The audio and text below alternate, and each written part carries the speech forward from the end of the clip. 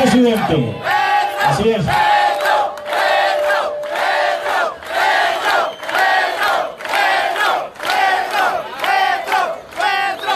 Muchas gracias. Antes de ceder la palabra a nuestro presidente, los niños tienen aquí un pequeño pero muy significativo homenaje a este gran hombre, a este gran presidente de los colombianos, que nos tiene repensando una nueva sociedad, una nueva apertura hacia una Colombia democrática, hacia una Colombia que realmente respete los valores humanos. No solamente tenemos que hablar del derecho a la vida, sino de la responsabilidad que tenemos con la vida. Muchas gracias a los niños. El aplauso para los niños, por favor.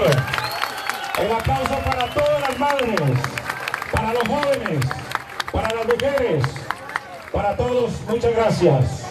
Doctor Petro, sus micrófonos y su saludo para esta multitud aquí en Santander de Quilichao. ¡Petro, Petro! ¡Petro, Petro! ¡Petro, Petro! Santander de Quilichao. Gracias.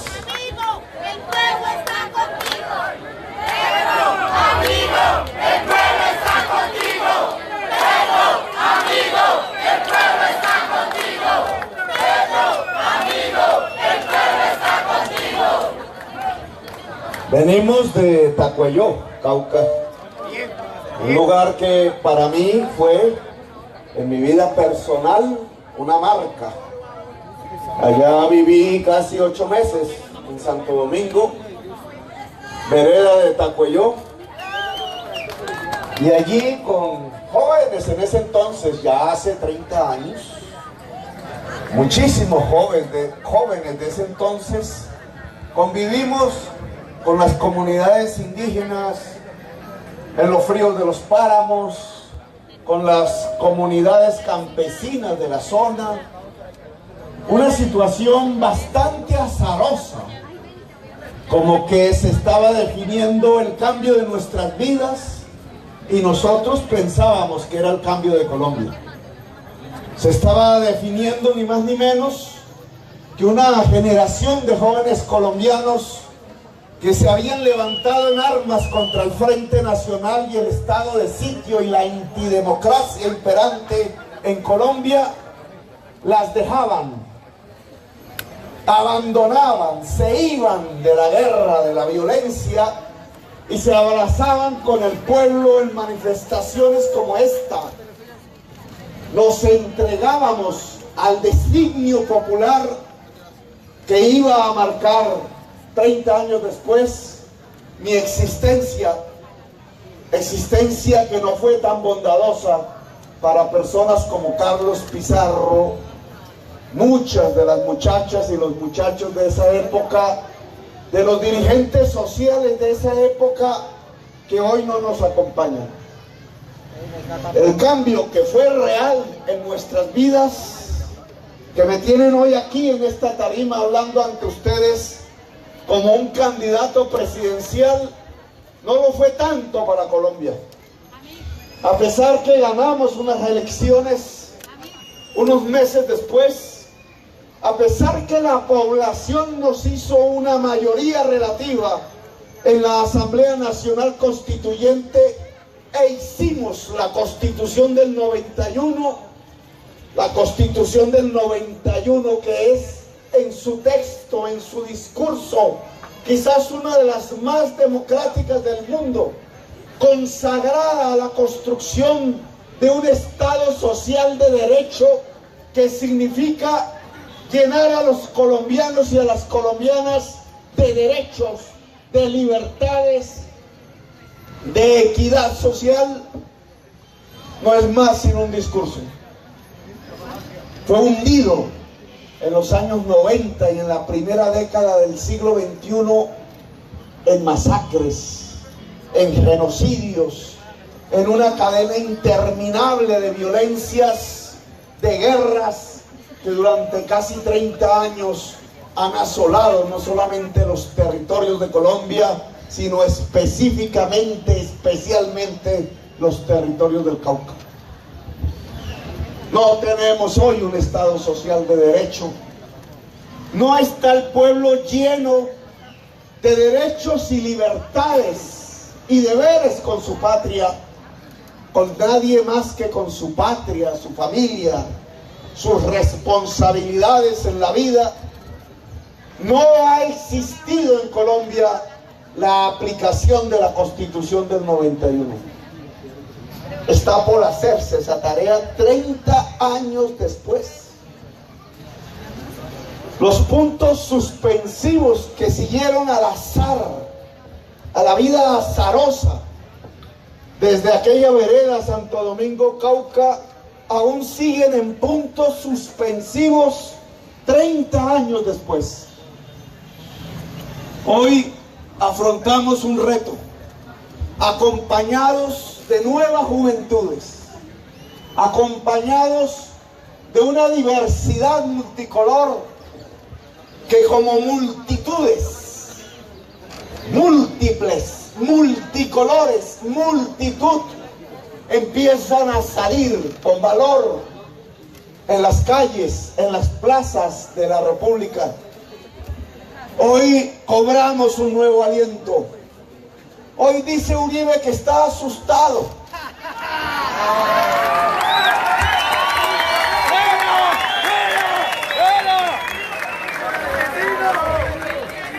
Bastante susto nos dio cuando él gobernaba y nosotros hacíamos la oposición. Uribe no tiene de qué asustarse. Tranquilo. No le va a pasar nada, solo que nos aprestamos a una nueva jornada histórica, la que intenta esta vez de verdad cambiar la historia de Colombia. Ya no están tanto las banderas de aquella generación de hace 30 años, quedó allá en el siglo XX y su espíritu colabora de alguna manera con esta nueva jornada de transformación social. Hoy nos acompañan nuevos liderazgos, aquí presentes algunos. Una mujer como Marta, jefa, presidenta del movimiento indígena Maíz, que muestra simbólicamente en lo que es en su biografía algo que desearíamos profundamente para toda Colombia.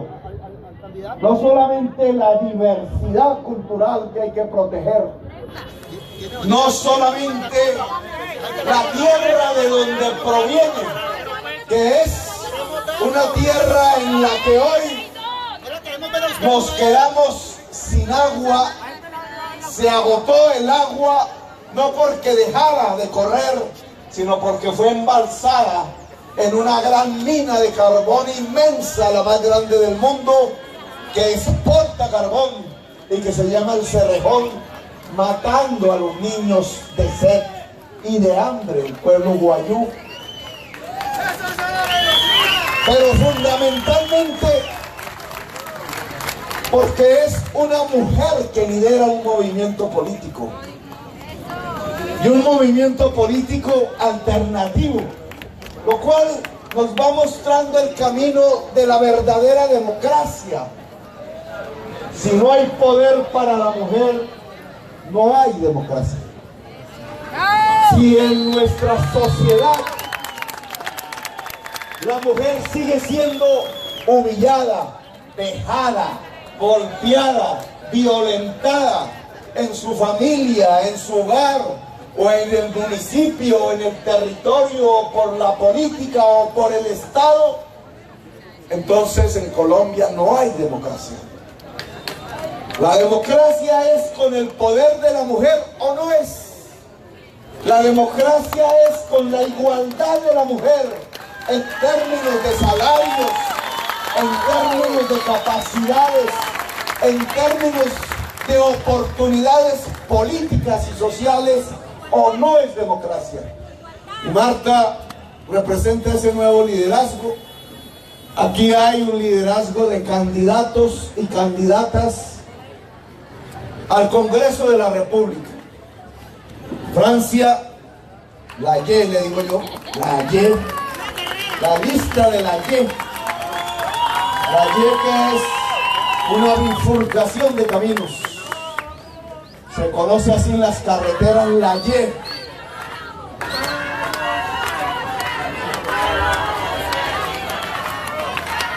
Francia nos señala algo que me parece que debe crecer en Colombia. También mujer simboliza la lucha de un pueblo al que han dividido, un pueblo al que trajeron a la fuerza a estas tierras americanas en uno de los hechos más dantescos de la historia de la humanidad.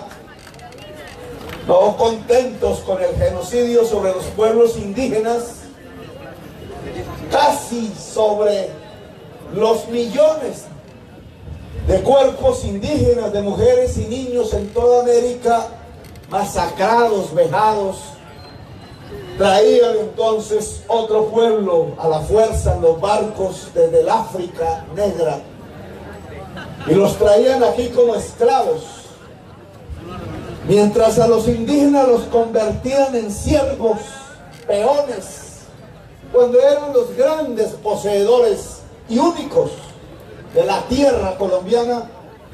Adicionalmente a esa servidumbre a la que conducían a los indígenas, traían a la esclavitud al pueblo negro africano. Dos herencias en la historia que aquí tenemos de alguna manera que pasar como una página sin olvidarla, pero sin dejarles el presente y el futuro. La página del feudalismo que generó la hacienda, el latifundio improductivo. De allí surgió la clase política tradicional, de allí salieron las guerras civiles. Los latifundistas se vestían de generales y llevaban a sus peones a la guerra y nos enseñaron la guerra. No nos enseñaron la democracia. Y los esclavistas que hacían exactamente lo mismo y que condujeron a construir una sociedad de castas absolutamente desigual en una especie de apartheid como Sudáfrica. Hace poco leí la estadística que un francés, Thomas Piketty, trae en su gran libro, El Capital en el siglo XXI. El único lugar donde aparece en ese libro la palabra Colombia. Un cuadro de un índice de la desigualdad social de varios países emergentes que llaman, entre esos Colombia. Y ahí, no fue noticia en la prensa, se muestra con claridad que la desigualdad social de Colombia presente, actual, es de las más altas del mundo, pero que equivale a la que tenía Sudáfrica en el régimen del apartheid, cuando separaban a la gran mayoría del pueblo negro completamente de los privilegios que sí tenían la minoría en el poder blanca. Ese racismo, esa diferenciación étnica ante el poder, el apartheid, uno de los peores regímenes, creó una de las peores desigualdades sociales del mundo a punta de convertir el Estado en una maquinaria violenta contra el pueblo negro. Pues bien, esa desigualdad que tenía esa sociedad en el pasado, allá en los años 50 y 60, es del mismo tipo de la desigualdad social que hoy tiene Colombia. Hoy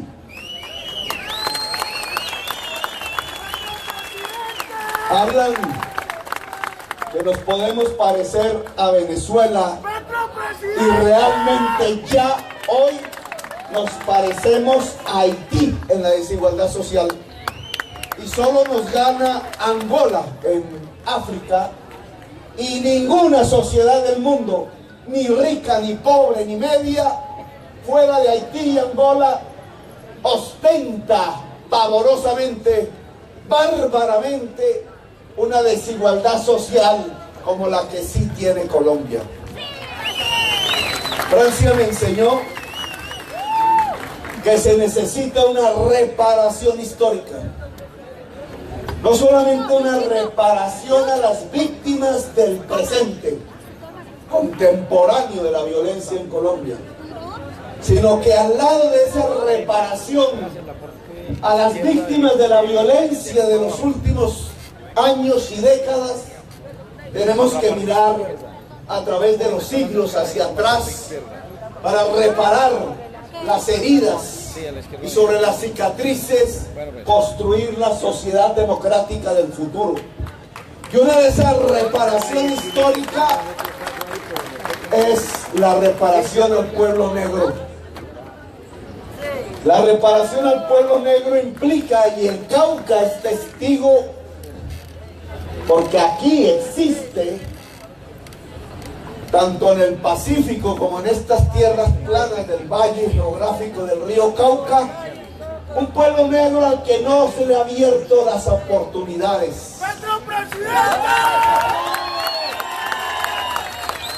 Al que se sigue discriminando racialmente, yo diría étnicamente.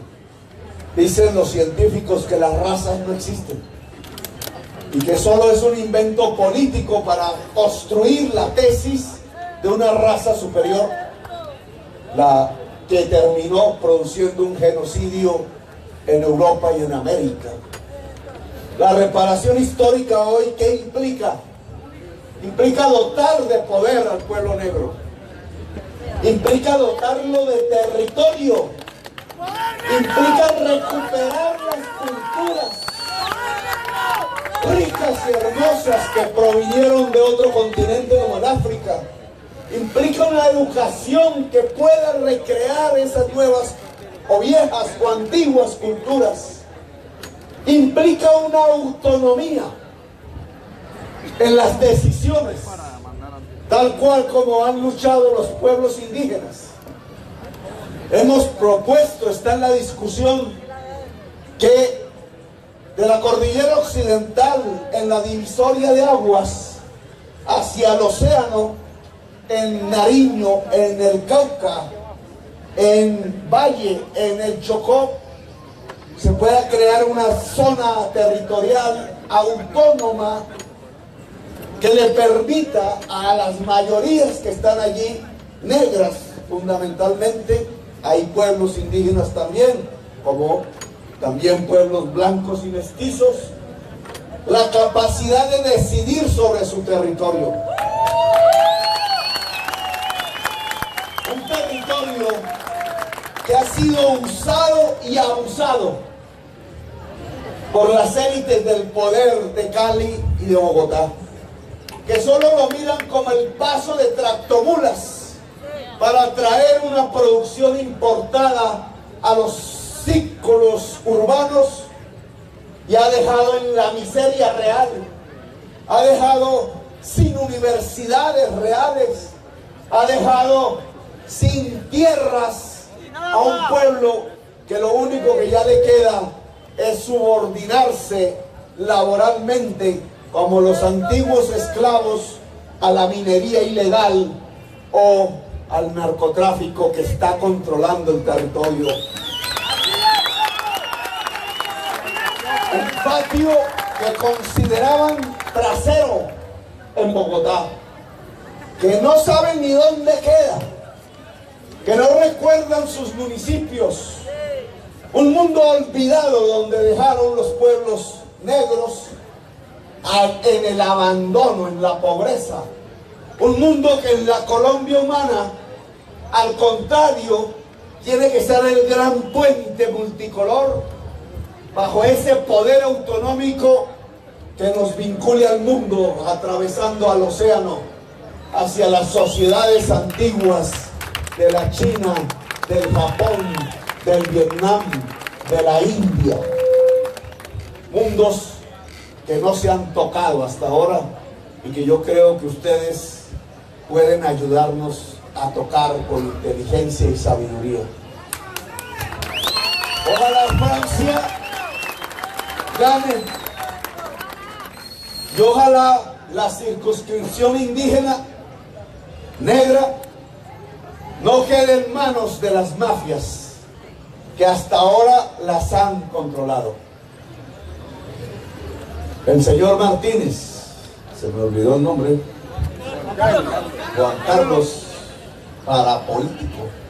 ¡Eso, corrupto! El señor Yair Acuña, ¡Corrupto!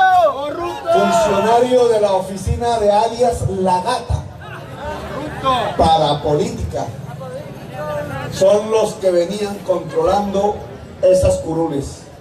Aquí tenemos que dar una demostración para el 11 de marzo. Esas curules deben ser de personas auténticamente representativas de los pueblos negros en toda Colombia. Por eso los invito a votar por la YEP. Y obviamente tenemos a Feliciano, indígena, líder. Lo han puesto preso, lo han sacado, la justicia blanca lo ha puesto preso. Dirigente de uno de los pueblos más grandes del Cauca, el Nasa, y con otros pueblos baluarte de las últimas luchas indígenas. Feliciano, que es de esta región, del norte del Cauca, región que nos acompañó tanto tiempo y nos cobijó y nos salvó del hambre y del frío y de la muerte. Hoy parece que a partir, digamos, de cuando uno asciende las montañas, cuando uno se mete a subir hasta los páramos, pareciera ir cambiando la estructura social misma de la humanidad que habita este territorio. Como las plantas, van cambiando las especies, van cambiando los animales, los cantos de los pájaros, pero aquí va cambiando la estructura social, precisamente mostrándonos una especie de radiografía de lo que es la desigualdad social. Aquí, en el valle geográfico del río Cauca, el sur del río, el norte del Cauca, tierras fértiles, milagrosamente fértiles, como el antiguo valle del río Nilo, como el valle del Magdalena o del río Sinú en Colombia, como los valles fertilísimos del Mississippi en los Estados Unidos, como las tierras de Ucrania, allá en la vieja Rusia, que ya no es Rusia. Esos grandes graneros de la humanidad, aquí tenemos un pedazo de esa tierra por su calidad. El fertilísimo valle del río Cauca, lleno de cañaduzales. Ustedes han visto una película de Disney, se me olvidó ya el nombre, ya la memoria, que van unos alces, es una película de osos. Tierra de osos, y si los jóvenes saben de qué hablo. Y entonces van unos alces por allá montados, y claro, en las tierras del norte. Entonces, ¿qué ves? Un pino. ¿Qué ves? Un pino. 10 horas después, ¿qué ves? Un pino. No hay sino pinos. No hay biodiversidad. Pues aquí pasa lo mismo, pero en el centro geográfico mismo de la biodiversidad, donde en el mundo es más biodiverso, la tierra caucana, la tierra colombiana, tenemos es un monocultivo, un solo producto, la caña, que ya ni siquiera produce el azúcar, sino que produce etanol para los carros. Alimentación para las máquinas, no alimentación para los seres humanos. Si uno sube hacia el páramo, entonces va pasando por tierras montañosas de ladera menos fértiles. productoras de agua llenas de marihuana. Laboratorios, bodegas, campesinos que medio se escapan de las fumigaciones, perseguidos, los campesinos productores de la marihuana y de la hoja de coca llenan las cárceles de Colombia y les dicen narcotraficantes.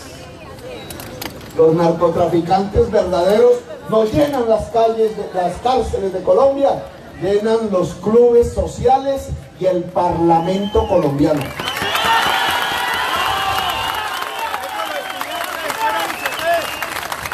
Y si uno sigue subiendo hacia los páramos, se encuentran las tierras donde habita la comunidad indígena de donde sale Feliciano.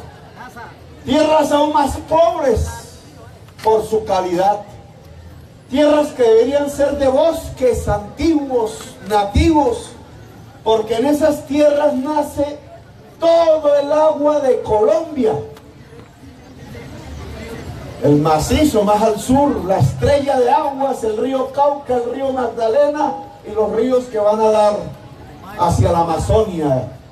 Prácticamente todo el agua de Colombia nace en esas tierras altas del Cauca. Pero esas tierras altas del Cauca, como una especie de desplazamiento histórico, han arrinconado las comunidades indígenas. ¿Y qué ha sucedido entonces al cabo de las décadas, de los años? Que los pueblos han resistido, que los pueblos afro se han procreado, se han multiplicado, que los pueblos indígenas han hecho lo mismo, se han organizado, han logrado un cierto equilibrio con su propio entorno y más niños y niñas indígenas nacen y crecen en el territorio caucano, que los pueblos mestizos campesinos igualmente nacen, crecen, se defienden, resisten, pero la estructura económica sobre la tierra sigue siendo la misma. La política sigue siendo la misma. Y entonces, ¿qué le va pasando al Cauca?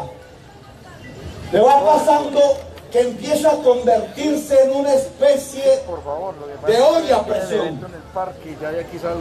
Va cocinando, calentando la ebullición de algo que en muchas partes del mundo se vive. Y es que la mayoría de la población está donde no se puede producir la comida, donde hay un empobrecimiento generalizado, y las luchas sociales entonces se lanzan a las calles, a las carreteras, pero también por otro lado las economías ilegales crecen. La marihuana aparece, la coca deja de ser la mata sagrada de los indígenas y le añaden su componente mercantil, el narcotráfico.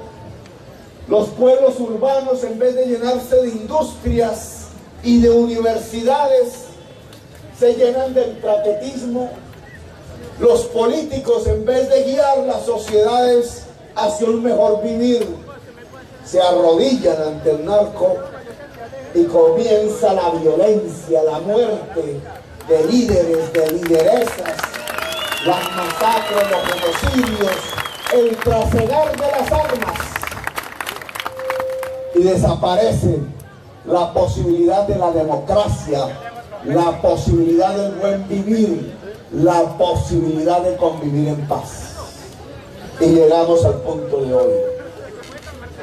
Por eso también tenemos a Susana, que estaba por ahí, la lista de decentes. Ella se llama Susana Mohammad, árabe, de las migraciones recientes de árabes al Caribe colombiano.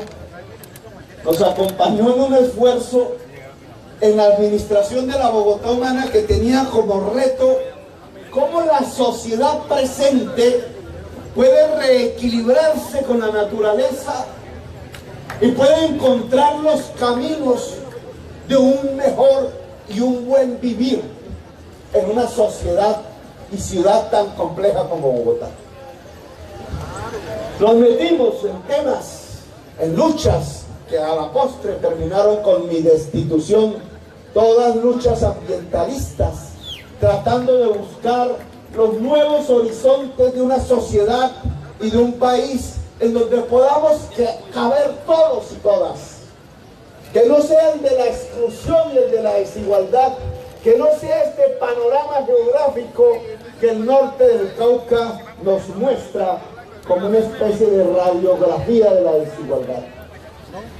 El narcotráfico es producto de la desigualdad social. La violencia es producto de la desigualdad social. La inseguridad que se vive en las ciudades grandes, pero también en el mundo rural, es producto de la desigualdad y la inequidad social. Por eso, si nosotros queremos una era de paz, si queremos un pacto de convivencia de la sociedad caucana en toda su diversidad, que en lugar de ser mostrada como un problema, debería ser, como dice el Papa Francisco, mostrada como su gran riqueza. La diversidad que aquí en esta plaza nos acompaña no es un problema, como piensa Paloma Valencia. Paloma Valencia no es prima de Feliciano Valencia. Ese mismo apellido muestra la historia de Colombia. Paloma Valencia es nieta, creo, del expresidente Guillermo León Valencia. Y allá más atrás hay otros Valencias que descienden de los españoles que se quedaron con las tierras del Cauca. Y Feliciano Valencia tenía apellido indígena, Nasa. Pero esas castas privilegiadas creían que no tenían que ponerse apellidos indígenas, sino que la civilización consistía en bautizarlos con apellidos españoles. Y le pusieron a Feliciano Valencia. Entonces este es Valencia de los buenos.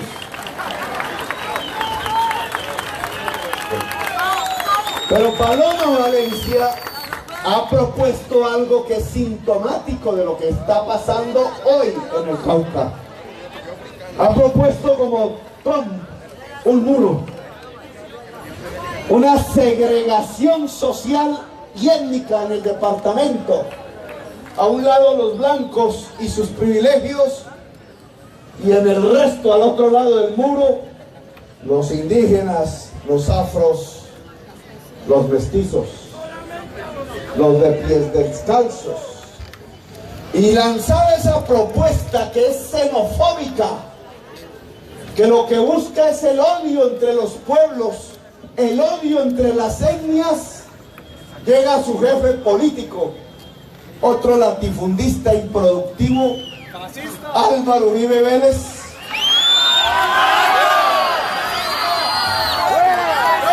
y le da la razón. Y entonces dice que los cabildos indígenas no pueden crecer más en Colombia. Y entonces habría que preguntarle si un cabildo no puede crecer geográficamente, pero tienen las parejas cada vez más niños por el derecho a vivir. Entonces lo que está pidiendo Álvaro Uribe Vélez es que ante el crecimiento de la población indígena, metidos en unos resguardos que eran para poblaciones de menor volumen, se conviertan en guetos, se conviertan en campos de concentración. Ha llegado la extrema derecha colombiana en sus odios, en su salvaje protagonismo para mantener los privilegios y las inequidades en Colombia, al punto de coincidir con aquellos que en Europa a mediados del siglo XX propusieron los campos de concentración, propusieron los muros, la segregación, y la vieja teoría de la raza superior. Y entonces Álvaro Uribe Vélez y Paloma Valencia pertenecen en el siglo XXI a esas anacrónicas generaciones que creyeron que las poblaciones se podían dividir por razas y que unas razas son inferiores.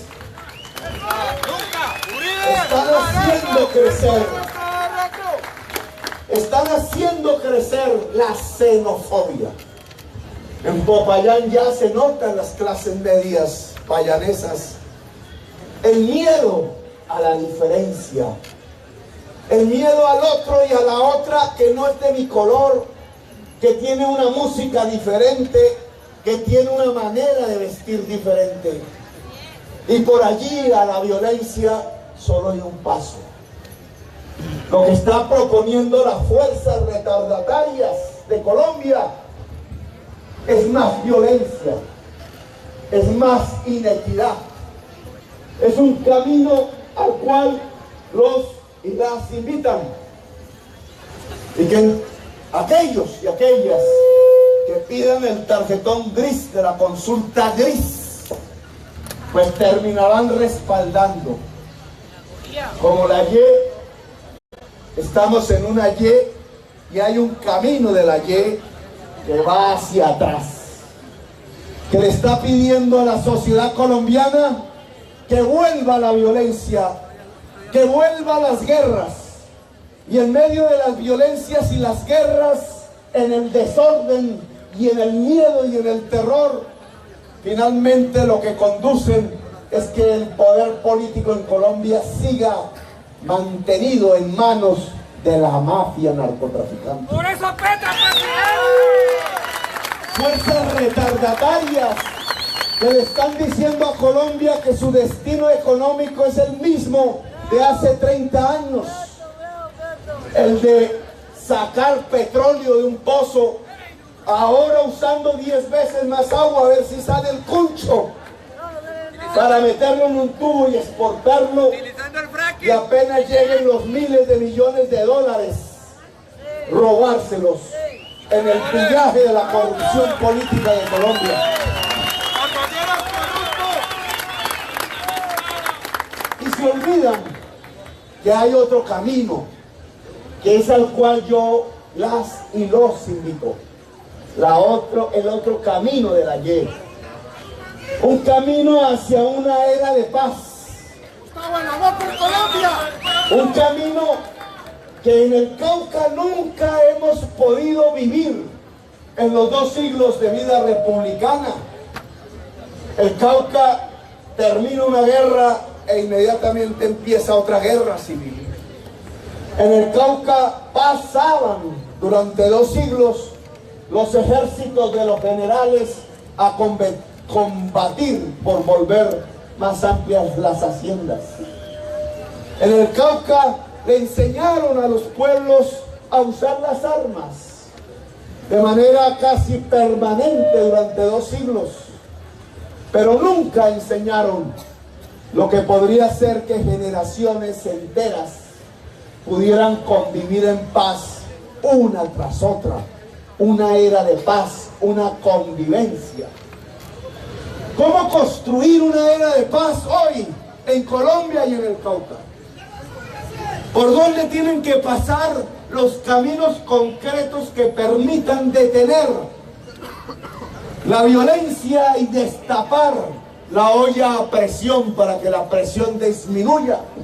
Y entonces la diversidad y el amor entre las diferencias pueda ser la base de la nueva riqueza y del buen vivir en el Cauca, a diferencia de lo que piensa Paloma Valencia y su jefe Álvaro Uribe Vélez. Si analizamos ese camino, las propuestas concretas, no solamente el discurso, tendríamos que hablar de muchos temas. Y la noche y la medianoche nos llegaría en esta plaza municipal.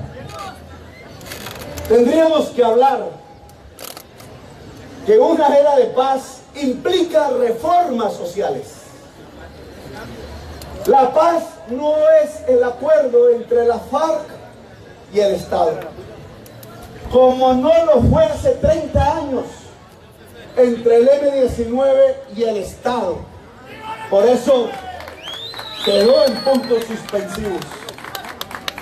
La paz no le pertenece a los armados, la paz le pertenece a la sociedad, y es la sociedad la que decide cuáles son las reformas, cuál es el pacto social, cuál es el contrato social sobre la cual construir una democracia en nuestra república. Esas reformas se debaten en los momentos electorales, se deciden o no se deciden a través del voto popular. Por eso aquí no estamos con politiqueros, por eso aquí no nos acompañan los apellidos hereditarios, entre comillas, ilustres, que han gobernado a Colombia en los últimos 2 siglos. Aquí no nos acompañan los Vargalleras, aquí no nos acompañan los Santos, aquí no nos acompañan los López, aquí no nos acompañan los Ospinas, aquí no nos acompañan los Valencias, hijos de la élite española, ¿no? Aquí nos acompañan el pueblo.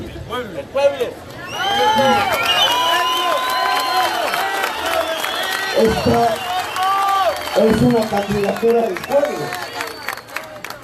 Y si es así, su razón, su única razón de ser, es el de proponer a la sociedad colombiana unas reformas fundamentales para que Colombia empiece a partir del año entrante, a partir del 7 de agosto de este año, a construir la era de la paz. La era de la paz,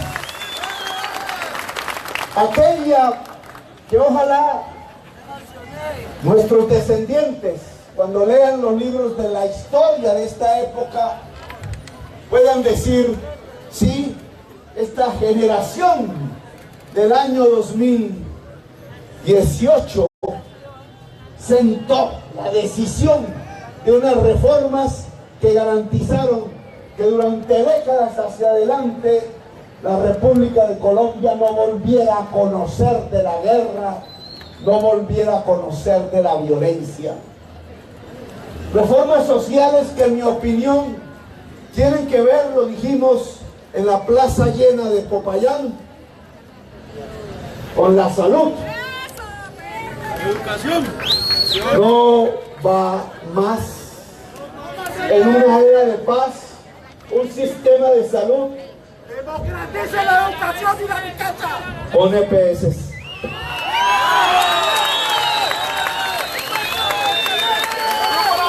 Las EPS hoy no sirven para nada, no invierten, no crean, no investigan, no generan soluciones.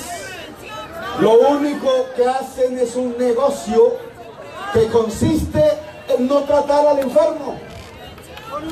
El negocio de la ley 100 gravita en torno a no darle tratamientos a los enfermos. No previene la enfermedad, no nos lleva al buen vivir.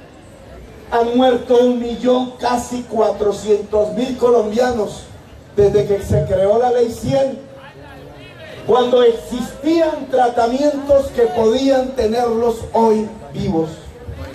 Más muertos que todas las guerras de Colombia juntas. Si queremos hablar de paz, tenemos que hablar de un modelo de salud completamente diferente, sin intermediación privada financiera con los dineros públicos.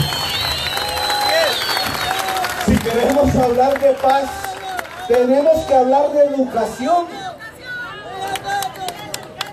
Nadie, a menos que haya caído en algún tipo de enfermedad mental, puede hoy discutir contra la necesidad de extender la educación y el saber al conjunto de la sociedad colombiana, al conjunto de la juventud. Porque hoy el saber es la base de la producción mundial. Todos estos cacharros, estos celulares que todos tenemos en nuestras manos, que no se producen en Colombia, solo son posibles con el saber, con las matemáticas, con la ingeniería, con las comunicaciones, con trabajadores que en todo el mundo construyen estos cacharritos que se roban en las calles de Bogotá, a partir de una nueva fuerza de trabajo que no es la del músculo, sino es la del cerebro, cerebros colectivos.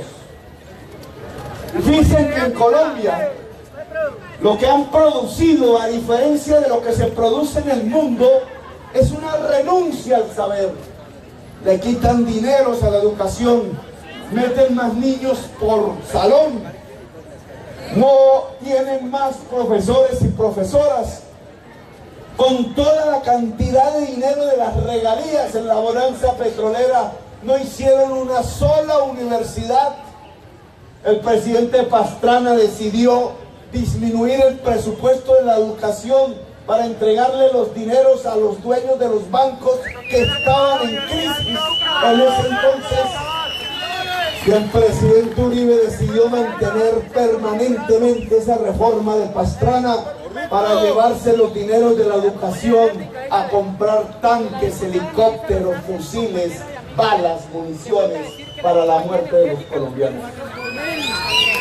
Habría que preguntarse qué destino puede tener una sociedad que en lugar de invertir en la educación, invierte en las armas para matar su propio pueblo.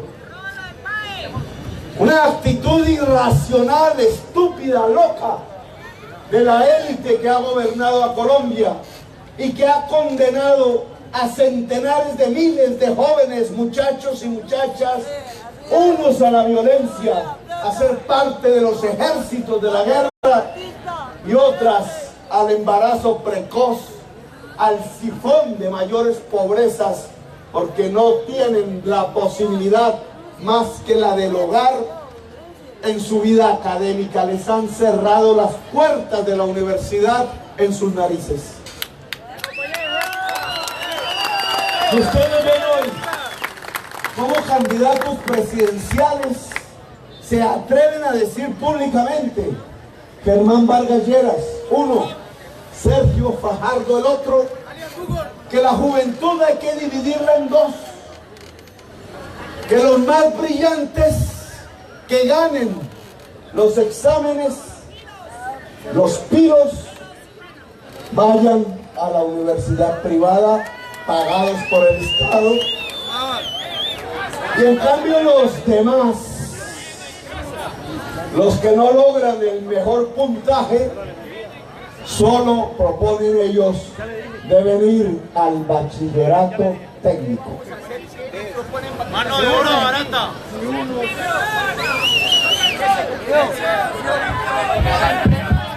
Si unos van a la universidad y otros se quedan en el bachillerato, como proponen Fajardo y Vargas Lleras, ¿se va a acabar la desigualdad en Colombia?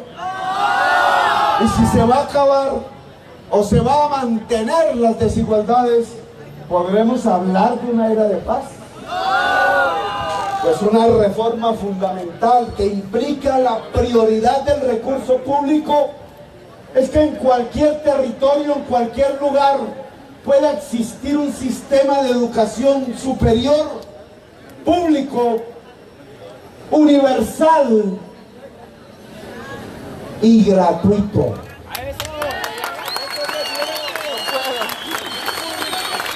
Para que cualquier muchacho o muchacha que salga de los colegios públicos pueda ingresar al ciclo de la educación superior a estudiar lo que le dé la gana estudiar. Porque esa diversidad de saberes y conocimientos va a ser fundamental en una era de la paz para pasar a una nueva economía. Y permítanme terminar hablando de esa nueva economía.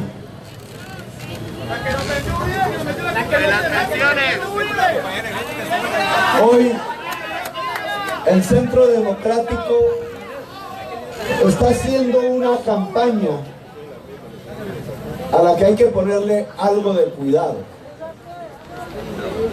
Manda a gritar groserías, a golpear, a tirar piedra, a tirar botellas a otros movimientos políticos. Incentiva el odio cuando queremos construir la paz. Ese incentivo al odio que nos recuerda el viejo sectarismo liberal conservador por allá a mediados del siglo XX o en el siglo XIX solo trae más violencia. Y no solamente ha pasado a una especie de acción violenta callejera que tiene sus antecedentes en las violencias que desataban los súbditos de Hitler y Mussolini allá en la Europa de los años 30, sino que además usa las redes, todos estos nuevos instrumentos de comunicación para la calumnia, una campaña que se construye sobre la base de la falsedad. Es peligroso, porque como el boomerang, si ellos llegaran a ganar, se les devolverá. Solo generarán violencia, odio y falsedad. Yo no quiero que nosotros caigamos en esa trampa. Nuestra campaña tiene que razonar, tiene que sentir. Los sentires, las pasiones no pueden ser violentas, tienen que ser amorosas, seductoras. Al odio se le responde con amor. Es fundamental que así seamos para que Colombia no caiga en la trampa que le están tendiendo para volver a destruirnos entre hermanos. Y es fundamental el argumento, la razón, no solamente las pasiones, entender, profundizar cuáles son las propuestas que pueden construir una era de paz en Colombia.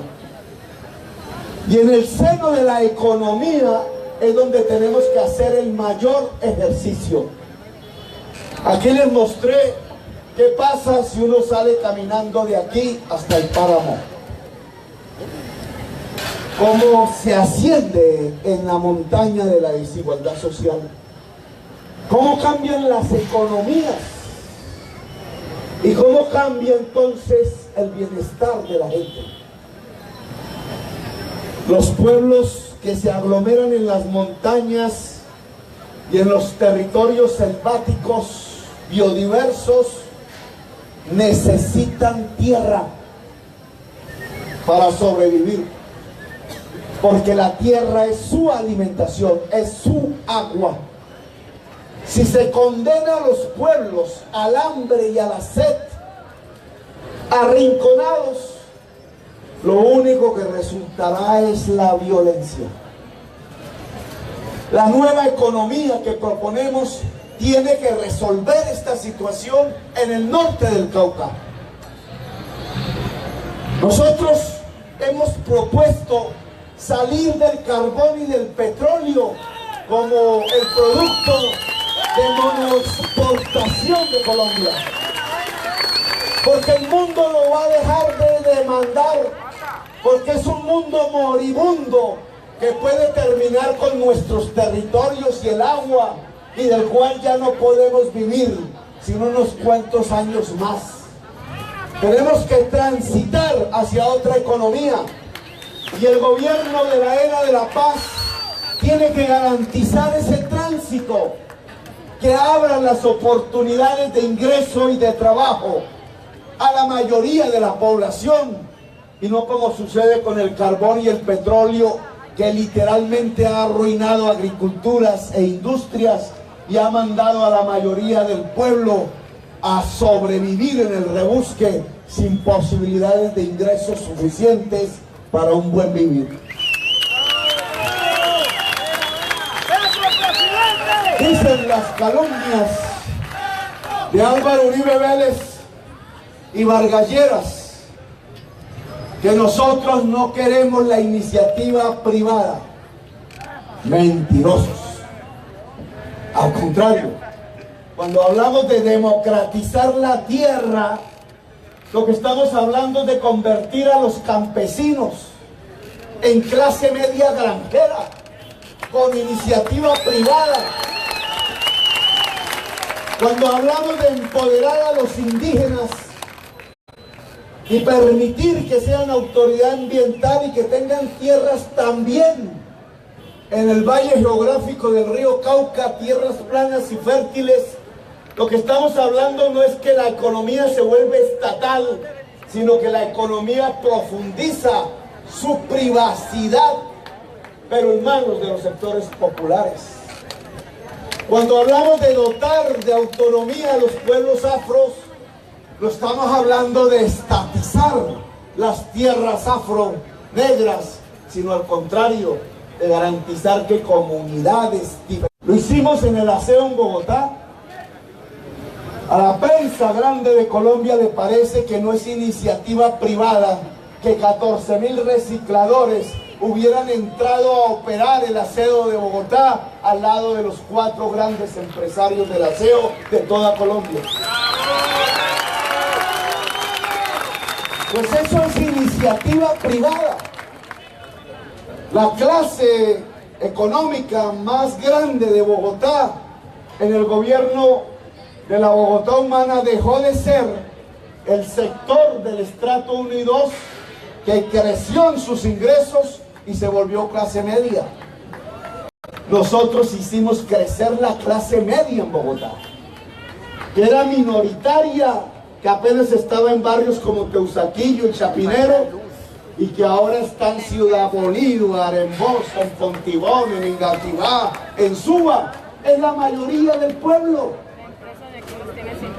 Pues aquí en el campo, en las zonas agrarias, se trata de hacer crecer y volver mayoría una clase media agraria. Y esa clase media agraria estará constituida por lo que hoy son los excluidos campesinos pobres de la patria. Para ello hay que dar tierra y agua y servicios del Estado y universidad y saberes y protección de los productos que se importan. Si logramos una transformación del campo en producir más alimentos, entonces podemos industrializar municipios. La agroindustria puede darle una nueva vitalidad a municipios como Santander, a ciudades como Popayán. Puede florecer el departamento del Cauca si abrimos las compuertas de la tierra y del agua para la producción agraria alimenticia. Y entonces los indígenas podrían dejar de tener la presión demográfica y lograr un nuevo equilibrio alimenticio. Y los pueblos afros podrían lograr lo mismo. Y esa olla a presión podría desactivarse y podríamos fundar un pacto de convivencia en el Cauca en una era de paz. Pero la tierra tiene poseedores. Dicen los señores Álvaro Uribe Vélez y sus agencias de propaganda negra que copiaron de JJ Rendón, que entonces, como propongo esto como una salida, soy un expropiador. Mentirosos. Estamos proponiendo comprarle la tierra fértil a las empresas de la caña en el norte del Cauca para reducir las condiciones que hoy llevan al Cauca a la violencia y a la confrontación social. Y desde aquí, ya casi en la noche, le envío un mensaje a esas personas para que reflexionen el argumento, para que si soy un presidente de Colombia a partir del 7 de agosto, entremos a discutir los precios de esa tierra que pagará el pueblo colombiano con sus impuestos, pero que entregaremos para que este norte del Cauca vuelva a sembrar papaya y naranjas y uvas y cacao y arroz y alimentos, ojalá con los mayores nutrientes, cereales. Los cereales son fundamentales en la alimentación colombiana para que en esta zona pudiera florecer un gran granero de la alimentación de Colombia y para que esos productores de alimentos multiétnicos pudieran iniciar la industrialización de su producción, de tal manera que aquí ahora sí necesitaríamos ingenieros, agrónomos, industriales.